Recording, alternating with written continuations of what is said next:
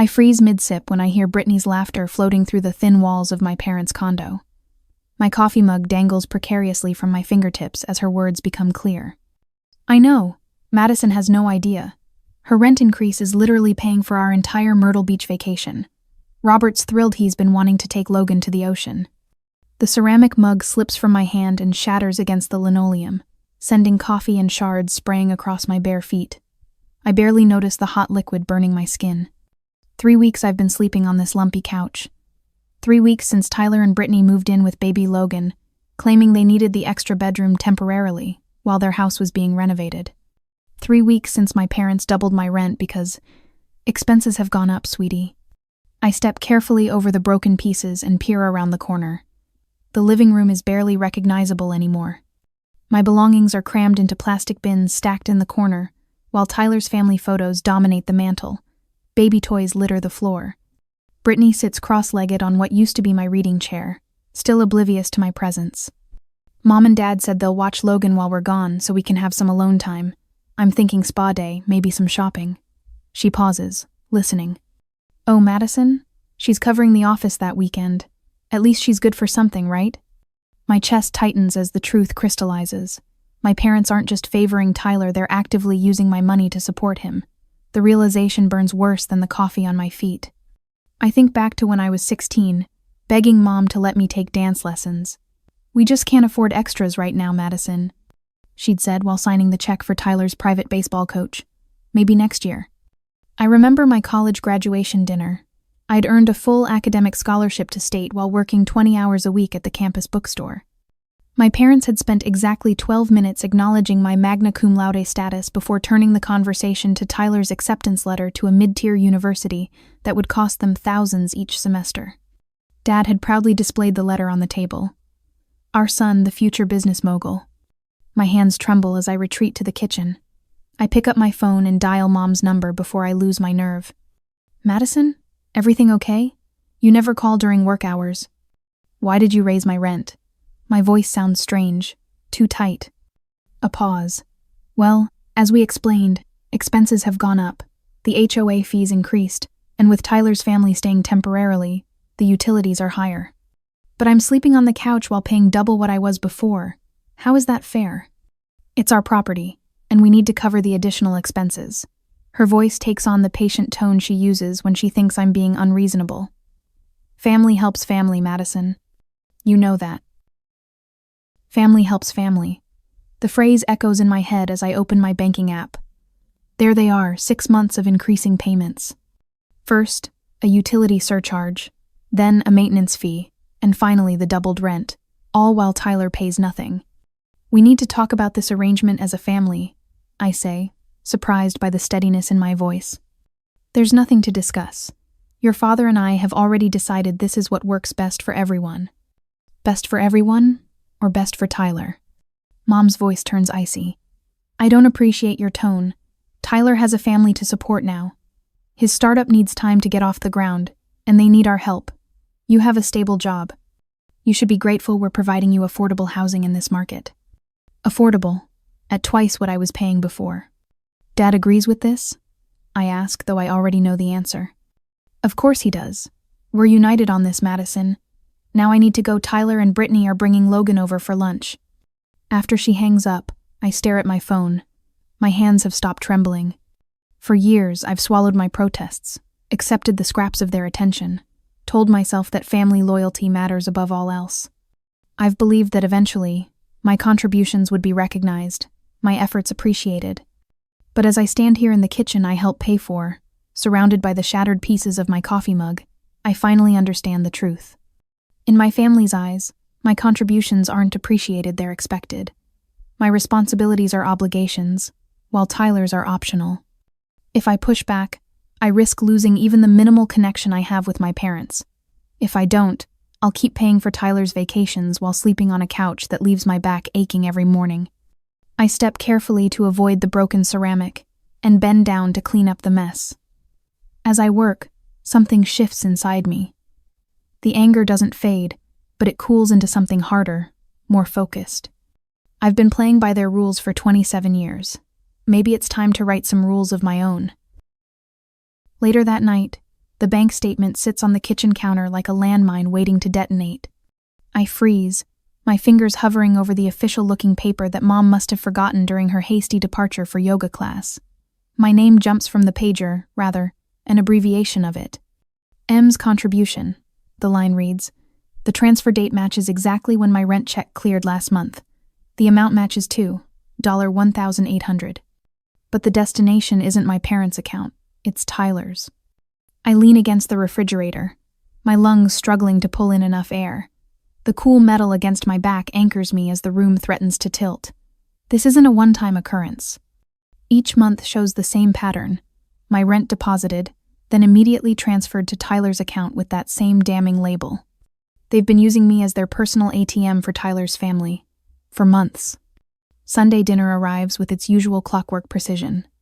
Mom bustles around the kitchen preparing Tyler's favorite pot roast, while Dad pours him the expensive bourbon reserved for special occasions. I brought my own side dish, no one bothered to ask what I might want to eat. Madison, grab the salad dressing from the fridge.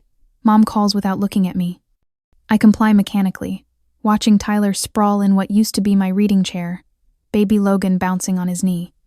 The chair that now serves as my bed still holds the imprint of Tyler's body from afternoon naps he takes while I'm at work. We have exciting news, Dad announces once we're all seated.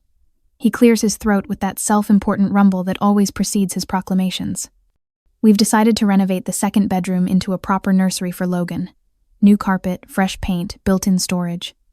I stab a piece of roast with unnecessary force. How nice, I manage. Mom beams. The new arrangement is working so well, and with your help, Madison, we can make that room perfect for the baby. My help? The words come out sharper than I intended. Tyler chuckles. Come on, sis.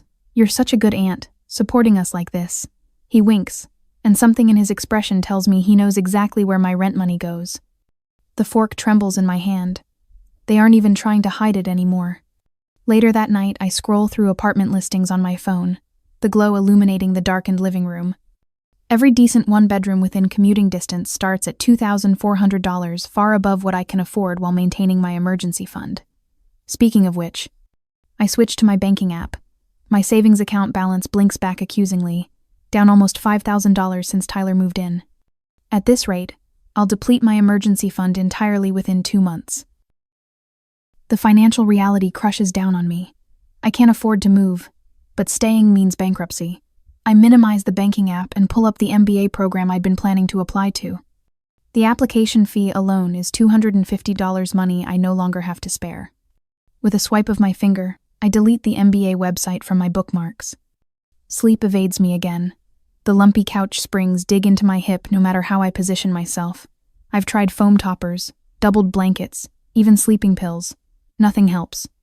The dark circles under my eyes have become a permanent feature, earning concerned glances from coworkers. At work the next morning, I stare blankly at my computer screen, the quarterly report numbers swimming before my exhausted eyes. For the third time this week, I've made calculation errors my supervisor had to correct. Madison, can I see you in my office? Patricia's voice startles me from my daze. I follow her, mentally preparing my defense for the sloppy work. Instead, she closes the door and gestures for me to sit. You look exhausted, she says simply. This isn't like you. I'm sorry about the report errors. I'll fix them right away. She waves away my apology. I'm not concerned about the reports. I'm concerned about you. Is everything all right at home? The unexpected kindness nearly undoes me. Just some family issues. I manage. Patricia studies me for a moment. I can offer you flexible hours until you get through this difficult time. Come in later if you need sleep, or work from home when family obligations are too much.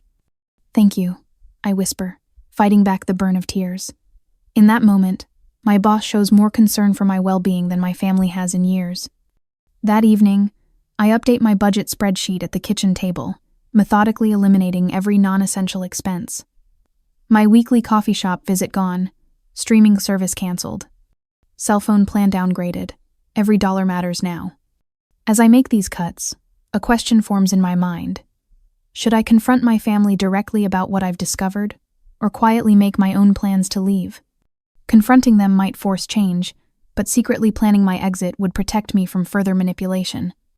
I close the spreadsheet and stare at my reflection in the darkened laptop screen. What would you do when the people who should support you are the ones taking advantage? Sunday arrives with its familiar rhythm of family dinner preparations. Mom chops vegetables while I peel potatoes, the kitchen filled with the aroma of roasting chicken. Tyler and Brittany are conspicuously absent, having taken Logan for his afternoon nap in my former bedroom. We need you to watch Logan this weekend, Mom says, scraping carrots into a bowl. We're taking Tyler and Brittany to the beach house for a break. They're exhausted from the renovations. The potato peeler slips in my hand, nearly taking my thumb with it. I've been working 60-hour weeks while paying double rent, I say quietly. Who's giving me a break? Mom's hands still. That's different. They have a baby. A baby they chose to have while living rent-free in a place I pay for. Madison. Her voice carries the warning tone I've heard all my life. Family helps family. Tyler needs. What about what I need? The words burst from me, surprising us both. I sleep on a couch. My things get used without permission. I work overtime to pay rent that funds their vacations. When does anyone in this family help me? Mom's eyes fill with tears. After everything we've done for you. What exactly have you done for me that compares to what you've done for Tyler? Her silence is answer enough. I won't be babysitting this weekend, I say, setting down the peeler. I have plans. Mom dabs at her eyes with a dish towel. Your father will be very disappointed. For the first time, that threat doesn't pierce my heart. Dinner passes in uncomfortable silence. Dad glares at his plate. Mom pushes food around without eating. Tyler and Brittany exchange confused glances, unaccustomed to not being the center of attention. No one looks at me. The next day, Sarah helps me schedule an apartment viewing during lunch. The one bedroom is small but clean, with a kitchen that's all mine and a bedroom door that locks. The property manager mentions the secured entry system twice, emphasizing that all visitors must be buzzed in. My supervisor approves my request for a small advance on my next paycheck when I explain I need it for a security deposit. About time, she says, signing the form. You've been running on fumes for weeks.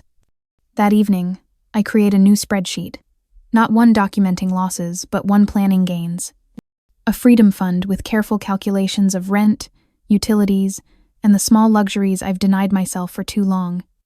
I plot my finances week by week, watching the numbers transform from barrier to blueprint.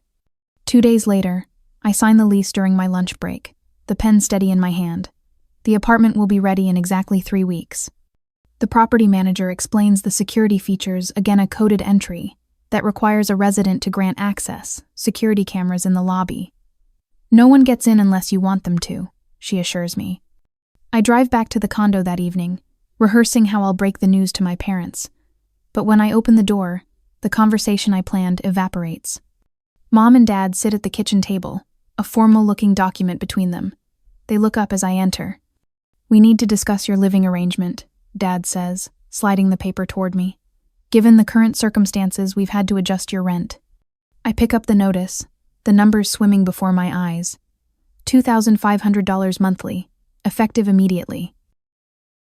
I place the rent increase notice on the coffee table, arranging my face into what I hope passes for resigned acceptance. Mom's eyebrows lift slightly. She expected an argument. I understand, I say, my voice steady. You need to do what's best for everyone. Dad clears his throat. Well, good. That's good. The flash of uncertainty in his eyes tells me everything I need to know. They expected, resistance wanted it even. A fight would justify their actions, reinforce their narrative of me as the difficult child who doesn't understand family obligations. Instead, I pick up my work bag.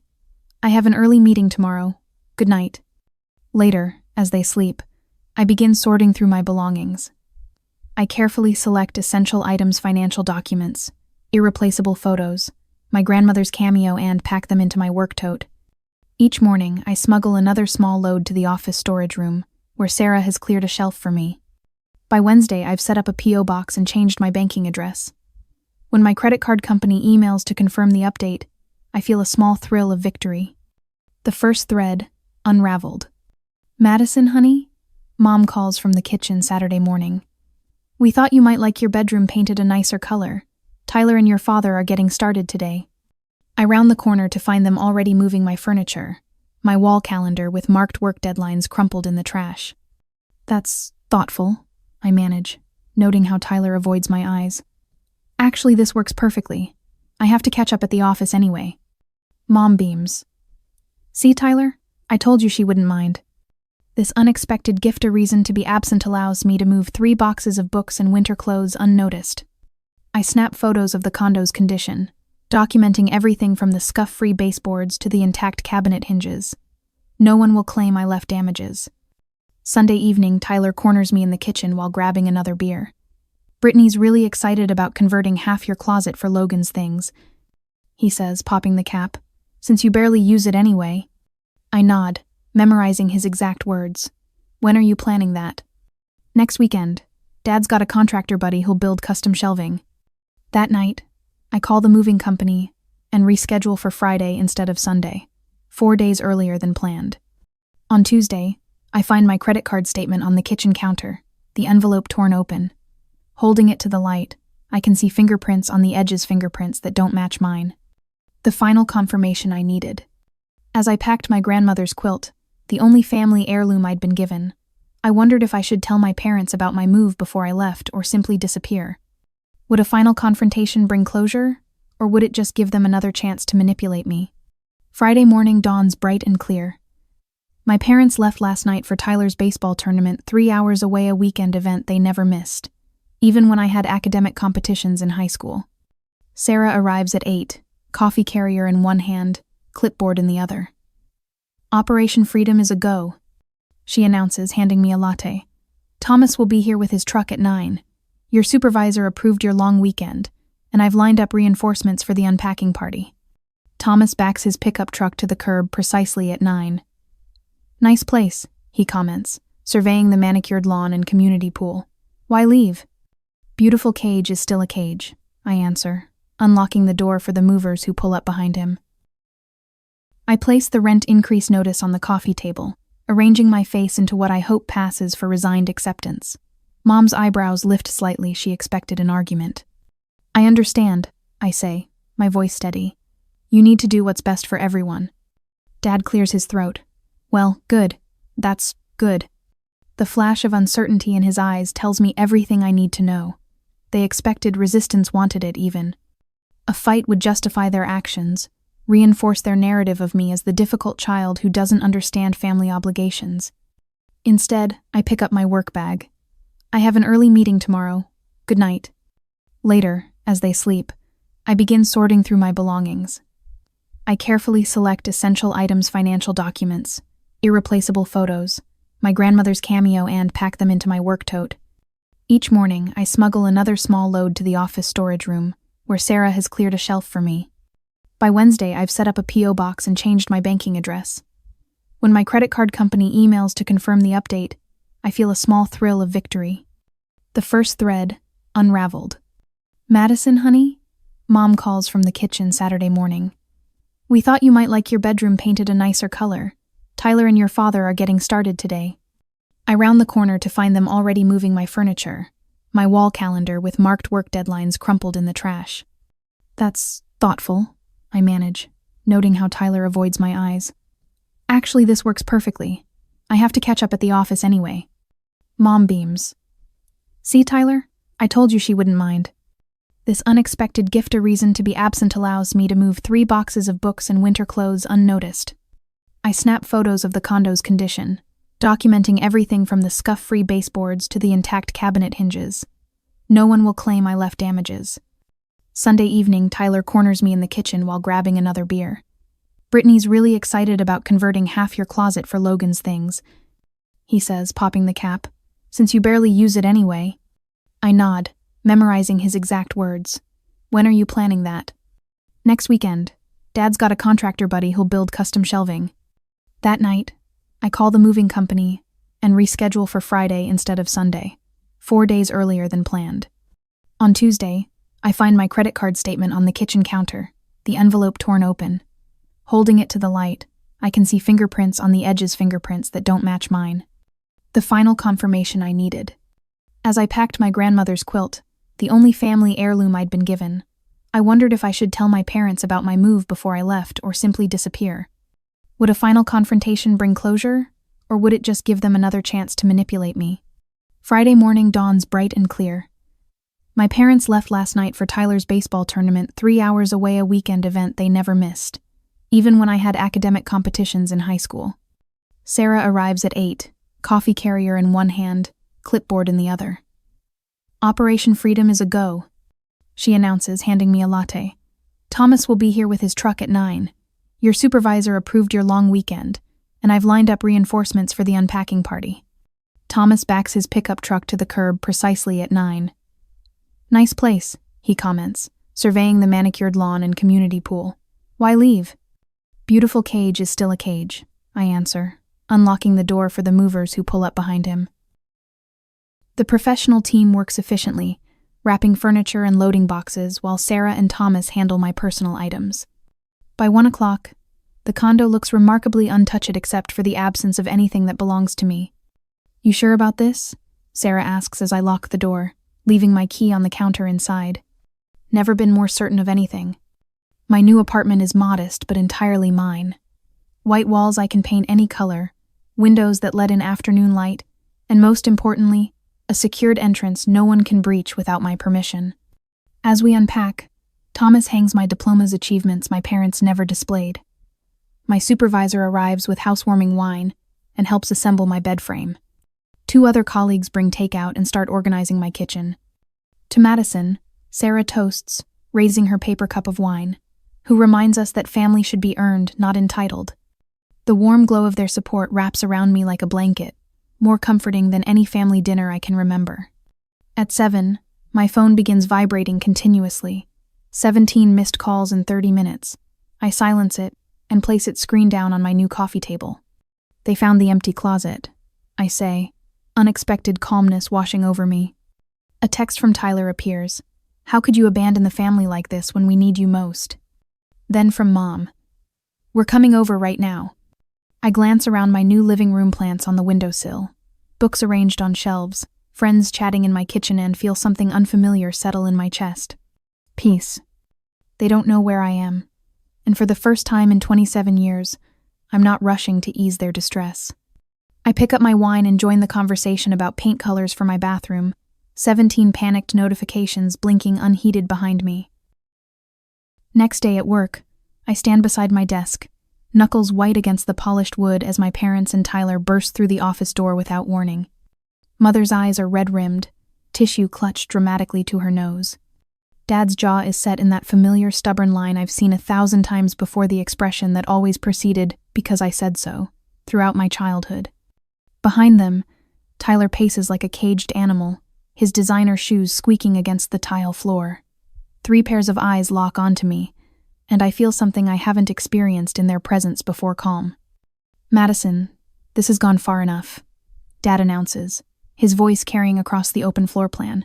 Coworkers glance up from their monitors. You're coming home today. Mother steps forward, tears spilling perfectly on cue. We're worried sick about you, honey. This isn't like you, running away from family when we need you. Need me? The words taste bitter on my tongue. Or need my money? Tyler pushes past our parents. You're being ridiculous. Mom and Dad have done everything for you, and now you're wathering some kind of breakdown because you had to sleep on a couch for a few weeks? 3 months, I correct quietly, and pay double rent.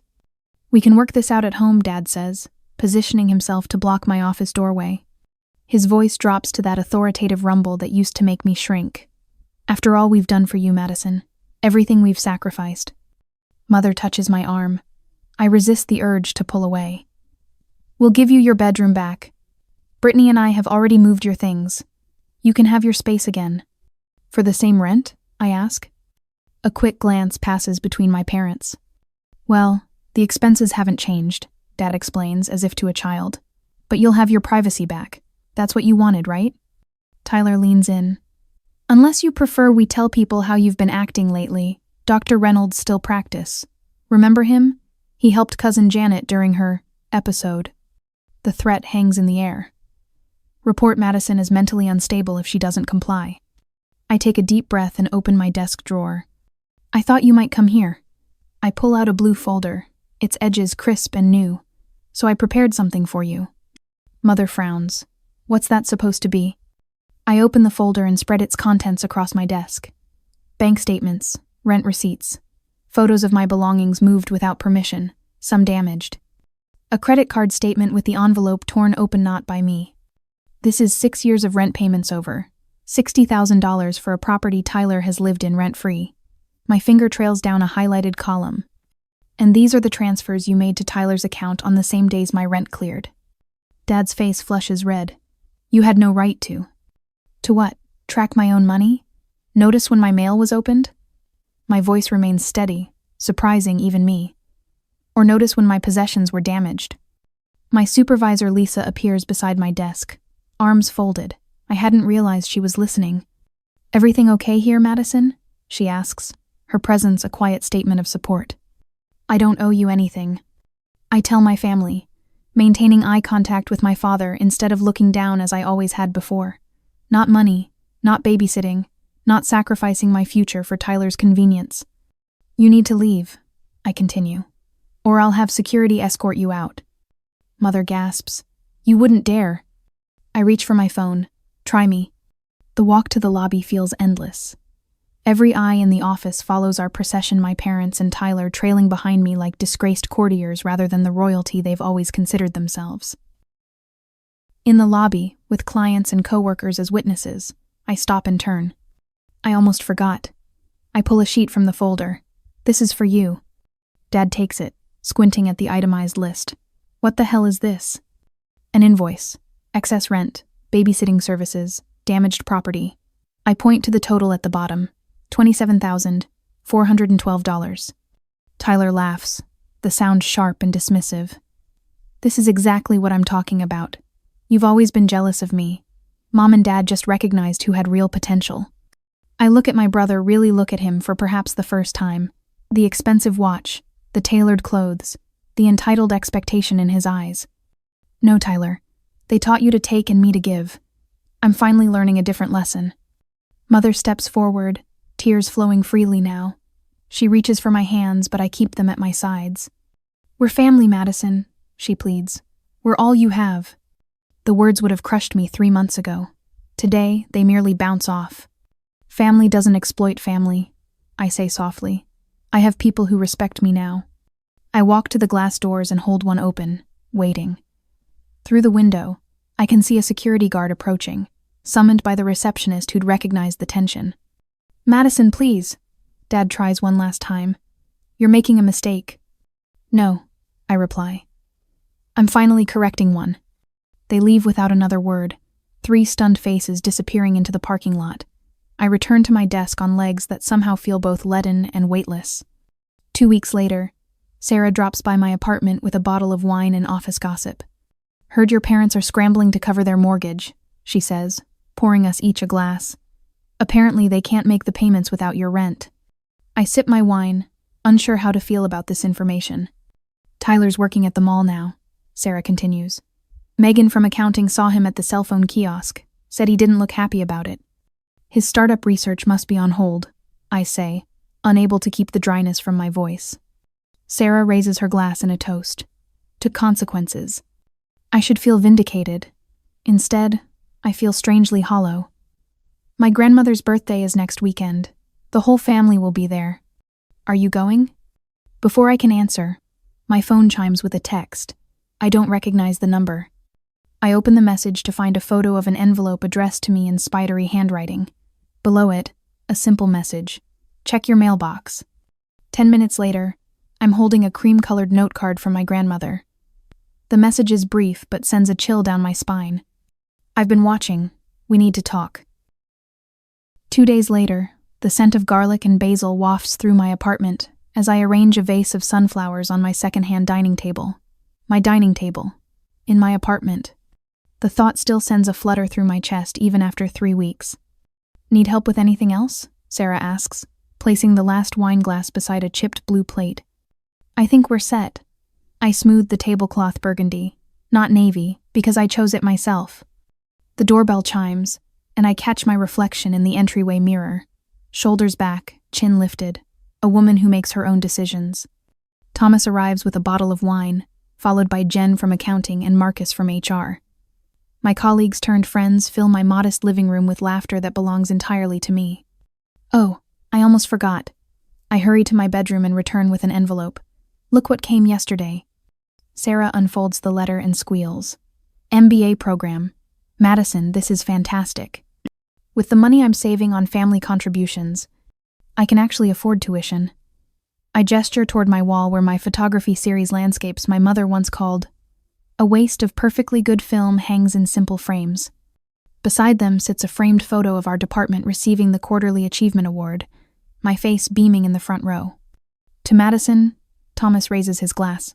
Data analyst extraordinaire and soon to be MBA graduate. Later that afternoon, I drive to Grandma Ellen's house, the familiar gravel driveway crunching under my tires. 3 days before her birthday gathering, I needed to see her alone first. I wasn't sure you'd come, she says, pouring tea into delicate cups I remember from childhood visits. Not after everything. I almost didn't. I accept the cup, the warmth seeping into my palms. I saw what they did to you. Her voice carries none of the tremor it does around my parents. For years, Richard always favored Tyler, just like my husband favored him. You knew?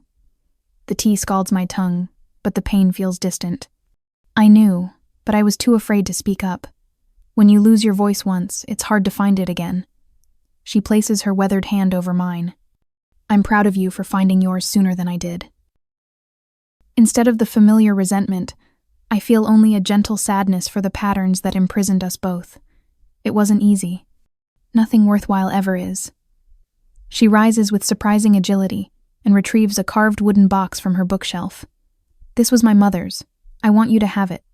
The jewelry box fits perfectly in my hands, worn smooth by generations of women's touch. For the woman who makes her own way, she says, her eyes bright with unshed tears. That evening, my apartment transforms again. Sarah brings takeout. Thomas uncorks another bottle, and we squeeze onto my second-hand couch. To building the family you choose, Jen toasts, and the words settle into my bones with the comfort of absolute truth. Sarah presents me with a small package. Inside is a doormat stamped with bold letters. My home, my rules. Perfect. I laugh, feeling lighter than I have in years. Sunday arrives with golden autumn sunshine. I park my car at my parents' house for Grandma's birthday, arrive exactly when I choose to, and leave my mother's guilt-inducing text unanswered. Madison! Logan toddles toward me, arms outstretched. I scoop up my nephew, breathing in his sweet shampoo scent. Auntie Maddie is starting her MBA program, I tell him, aware of my mother hovering nearby. That's nice, she says, voice strained. We're planning a big Christmas dinner. You'll join us, of course? Actually, I've made other plans. The words emerge without apology or explanation. I kneel to Logan's level before leaving.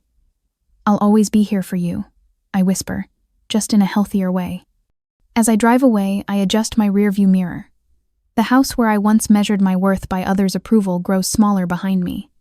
Ahead, the horizon stretches wide with possibility.